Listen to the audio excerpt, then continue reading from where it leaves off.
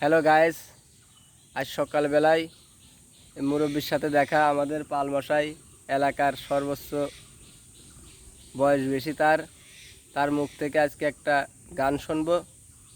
সবাই তার গান শুনে অবাক হয়ে যাবেন। ধন্যবাদ সবাইকে। গান শোনেন সবাই।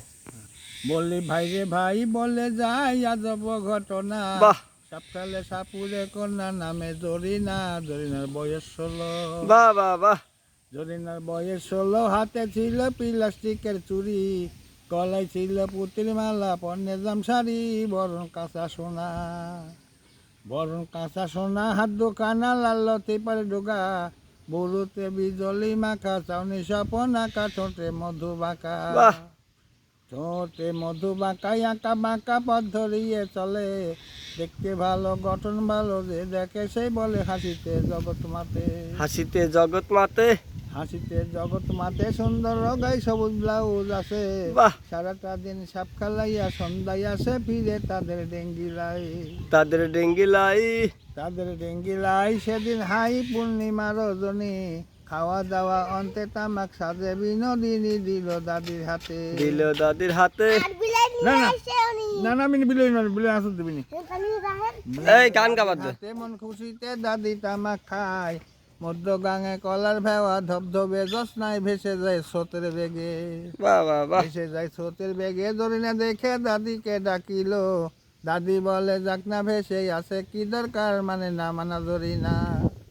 মানে না মানা জরিনা, ডেঙ্গি খানা দিল সে ভাসাইয়া। মধ্য গাঙে কলার ভেওয়া গেল সে পুংসিয়া ভেওয়ার নিকটে।